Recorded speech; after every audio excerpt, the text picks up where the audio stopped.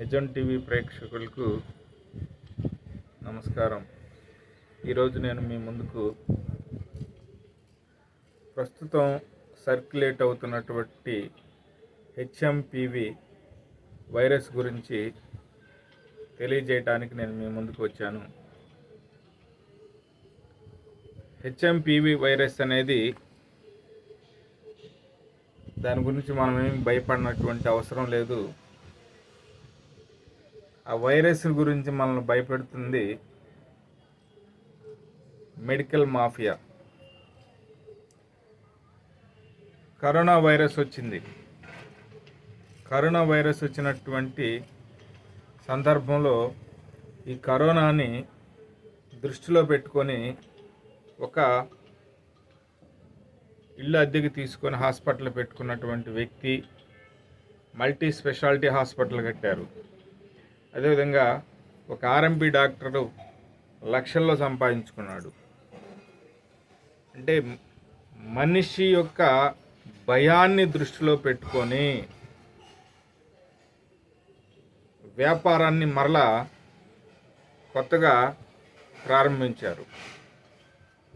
చలికాలంలో ఎవరికైనా జలుబు కామన్.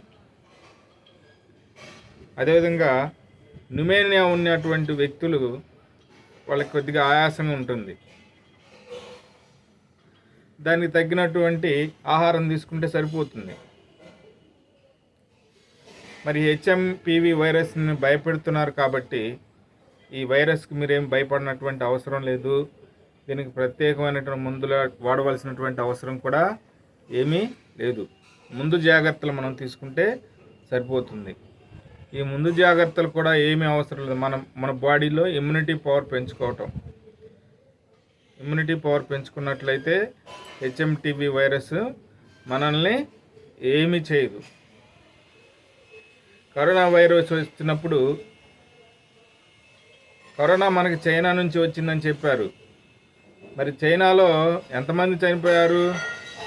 కరోనా వల్ల చనిపోయింది 5 లక్షల మంది. మరి భారతదేశంలో చనిపోయింది 50 లక్షల మంది. మరి వచ్చిన ప్రదేశంలో చనిపోయింది తక్కువ మంది ఏంటి? భారతదేశంలో 50 లక్షల మంది ఎందుకు చనిపోయారు? ఒకసారి ఆలోచించండి. ఎంత మెడికల్ మాఫియా జరుగుంటే 50 లక్షల మంది చనిపోయి ఉంటారు. వాళ్ళు ఎంత డబ్బు సంపాదించి ఉంటారు? చనిపోతే అందరూ చనిపోవాలి కదా వైరస్ వల్ల. మరి కరోనా వైరస్ అనేది శ్వాసకోశాలకు సంబంధించినటువంటి వైరస్ కాబట్టి ఇప్పుడు వస్తున్నటువంటి కొత్త వైరస్ కూడా హెచ్ఎంపివి వైరస్ కూడా శ్వాసకోశాలకు సంబంధించిందే.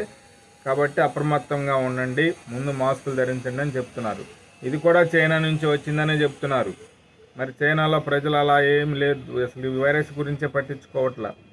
ఈ వైరస్ భారతదేశానికి కొత్త ఏం కాదు.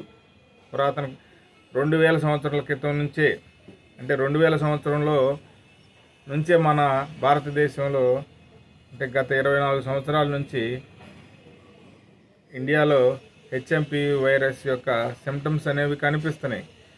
ఎక్కడా చనిపోయినటువంటి దాఖలు లేవు.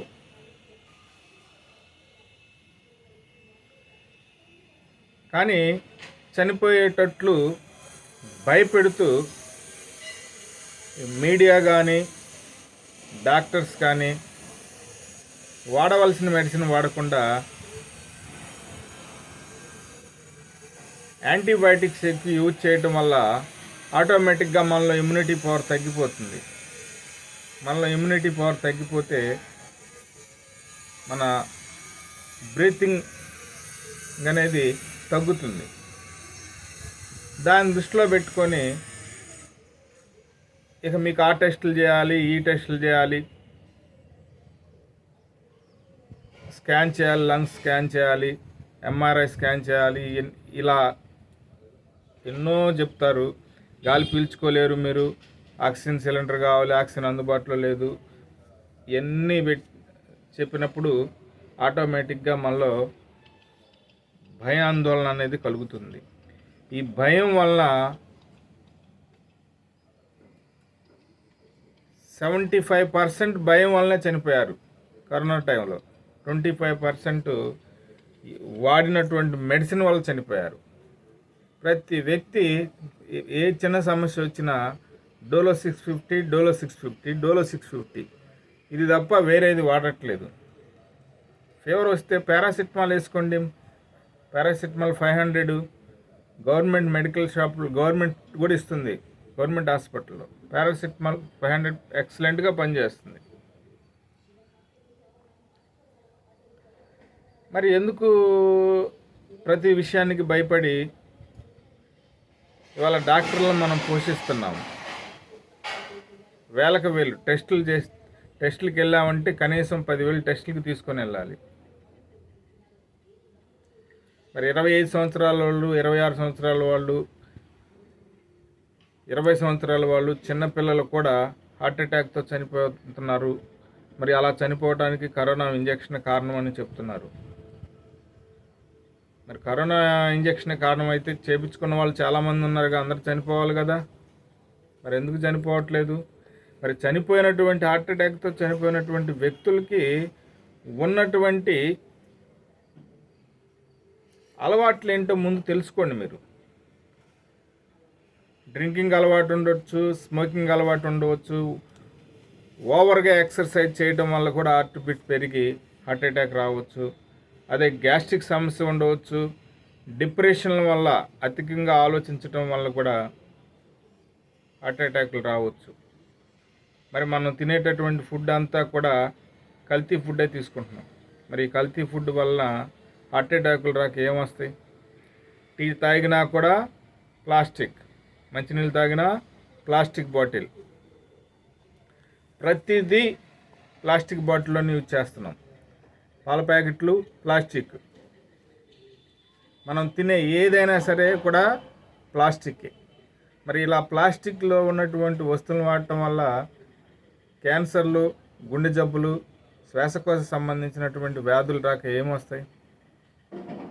అదేవిధంగా ఫారం కోడిని ఎక్కువగా ఆహారంగా యూజ్ చేస్తున్నారు. దానివల్ల కూడా అనేక రకాలైనటువంటి ఆరోగ్య సమస్యలు వస్తాయి. మరి మన తల్లిదండ్రులు నాన్ వెజ్ తిన్నారు, మరి ఎవరికి కూడా ఈ హార్మోన్ సమస్య రాలేదే? ఎందుకు రాలేదంటే మనం ఆరు బయట తిరిగినటువంటి కోడి మాంసాన్ని ఆహారంగా తీసుకున్నాం. ఆరు బయట తిరిగినటువంటి కోడి 6 నెలలు మాంసానికి వస్తుంది.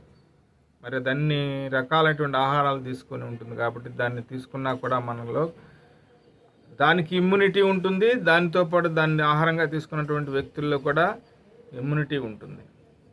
మరి ఈరోజు 45 రోజులు 50 రోజులకు వచ్చినటువంటి కోడిని మనం ఆహారంగా తీసుకుంటున్నాం. మరి ఆ కోడి ఆ సైజుకి రావడానికి ప్రత్యేకమైనటువంటి ఆహారాన్ని ఇస్తారు. ఒక చోటే పెరుగుతుంది, అలా ఎక్కడా తిరగదు. దాన్ని బయట ఆహారానికి వదిలినా కూడా ఆహారం ఎలా తినాలో, సంపాదించుకొని తినాలో కూడా దానికి తెలియదు. మరి అలాంటి కోడిని మనం ఆహారంగా తీసుకున్నప్పుడు మనకి ప్రోటీన్స్ లభిస్తాయా? మనలో ఉన్నటువంటి ఇమ్యూనిటీ పవర్ తగ్గిపోతుందా? ఇది గుర్తించండి. ముందు మంచి ఆహారాన్ని తీసుకొని మనలో ఇమ్యూనిటీ పవర్ని పెంచుకోవడానికి మన ఇంట్లోనే చాలా రకాలైనటువంటి ఔషధాలు ఉన్నాయి. వంటిల్లే ఒక ఔషధం. ఈ ఔషధాలను మనం ఉపయోగించుకొని మన బాడీ ఇమ్యూనిటీ పవర్ను పెంచుకొని మనం ఈ వైరస్కి భయపడాల్సినటువంటి అవసరం లేదు. మాస్కులు పెట్టుకోవటం ఇలాంటి ఏమీ అవసరం లేదు. అందరూ హ్యాపీగా తిరగవచ్చు, ఏం కాదు. కాకపోతే జలుబు చేస్తుంది. జలుబు అనేది కామన్. కాబట్టి నేను చెప్పిన విషయాన్ని మీరందరూ గ్రహించి ప్రతి చిన్న విషయానికి భయపడి హాస్పిటల్కి పరిగెత్తాల్సినటువంటి అవసరం లేదు. మీ దగ్గర డబ్బులు ఎక్కువ ఉంటే పేదవారికి అన్నదానం చేయండి. ఈ చలికాలంలో వాళ్ళకి ఏమన్నా దుప్పట్ల పంచివ్వటం కానీ, శాల్వాలు పంచివ్వటం కానీ, లేని వాళ్ళకి సహాయం చేయండి. తీసుకెళ్ళి డాక్టర్లు బిల్డింగ్ల మీద బిల్డింగ్లు కట్టుకోమని మీరు ప్రతిదానికి బ్లడ్ టెస్ట్ అనే దాన్ని వెళ్ళవద్దు. తప్పనిసరి పరిస్థితి అయితే మాత్రమే హాస్పిటల్కి వెళ్ళండి. Thank you.